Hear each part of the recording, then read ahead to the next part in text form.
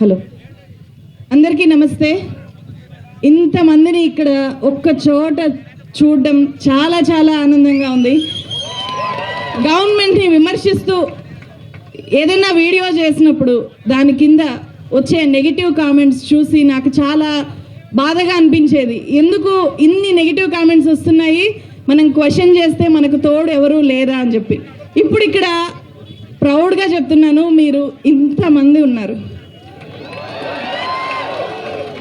And మనకు చాలా తక్కువ టైం ఉంది కాబట్టి నేను ఒక చిన్న పద్యాన్ని చెప్పి ఇక్కడున్న కాక్రోచ్ జనతా పార్టీ ప్రొటెస్ట్కి అండ్ నీట్ విద్యార్థులకి, సిబిఎస్ఈ విద్యార్థులకి, ఎవరైతే 1 కోటి మంది బాధితులు ఉన్నారో ఆ 1 కోటి మంది బాధితులకి ఒక జర్నలిస్ట్గా మద్దతు తెలియజేయడానికి, వీడియోల్లో మీ కష్టాన్ని మాత్రమే కాదు, గ్రౌండ్కి వచ్చి మీ వాయిస్ని కూడా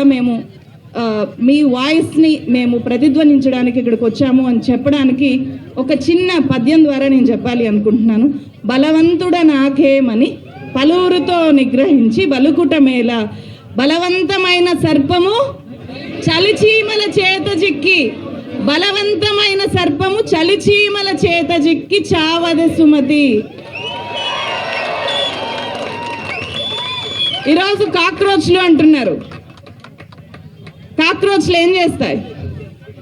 చీకట్లో ఉండి రహస్యంగా అనగబట్టి కాలుతో తొక్కినా కూడా చనిపోకుండా బతుకు పోరాటం చేస్తాయి. మన రాజకీయ వ్యవస్థ, విద్యా వ్యవస్థని బలవంతంగా తొక్కేస్తుంటే కాక్రోచ్లాగా కాదు, రేపొద్దున చలిచీమల్లాగా, ఒక బలమైన సర్పాన్ని చలిచీమల్లాగా ఇదే కాక్రోచ్లు మారుతారు. కబడ్దార్, గుర్తుపెట్టుకోండి.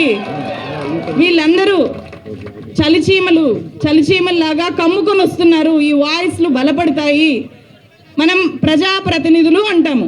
రాజ్యాంగం ప్రకారం ప్రజాప్రతినిధులు అంటే ప్రజలందరూ కోరుకొని మీరు మాత్రమే మాకు ప్రతినిధిగా ఉండాలి అని చెప్పి మనం ఎన్నుకునే వ్యక్తులు.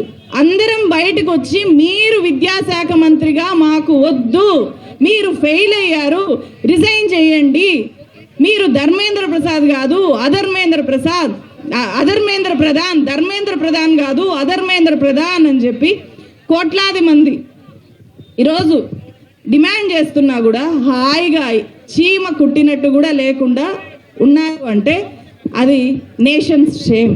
ప్రజాప్రతినిధులు కాదు అధికారంలో ఉండేది, ప్రజల్ని ప్రతిబింబించే గవర్నమెంట్ కాదు. ఈ గవర్నమెంట్ కూలిపోయే రోజులు దగ్గరకు వస్తాయి. ఇలాగే ఉంటే, తీరు మార్చుకోకపోతే సో కాక్రోచ్లు ప్రతి ఊర్లోనూ ఖచ్చితంగా మొదలవుతారు. అండ్ ఇక్కడ ఖచ్చితంగా ఇక్కడికి తెలంగాణ నిరుద్యోగులు, ఏపీ నిరుద్యోగులు చాలా పెద్ద ఎత్తున వచ్చుంటారు. నిన్ననే తెలంగాణ నిరుద్యోగులు పెద్ద ఆందోళన చేశారు. ఏపీ గవర్నమెంట్, తెలంగాణ గవర్నమెంట్ కూడా గుర్తుపెట్టుకోవాలి, ఏపీలో నిరుద్యోగులు తెలంగాణ నిరుద్యోగులే ఇక్కడ కాక్రోచ్లు. తెలంగాణ వస్తే ఉద్యోగాలు వస్తాయి అని వాళ్ళు ఆశపడుతున్నారు, పోరాడారు. ఒక గవర్నమెంట్ని దించేసి ఇంకో గవర్నమెంట్ తెచ్చినా కూడా మళ్ళీ తెలంగాణ నిరుద్యోగి దగాపడుతున్నాడు. దగాబడ్డ నిరుద్యోగులు మళ్ళీ ఇక్కడ కాక్రోచ్లుగా మారుతారు. సో ఇక్కడుండే గవర్నమెంట్స్ గుర్తుపెట్టుకోవాలి, కేంద్రం ఈ కాక్రోచ్ మూమెంట్ నుంచి పాఠం నేర్చుకోవాలి అని చెప్తూ సెలవు తీసుకుంటున్నాను. Thank you so much.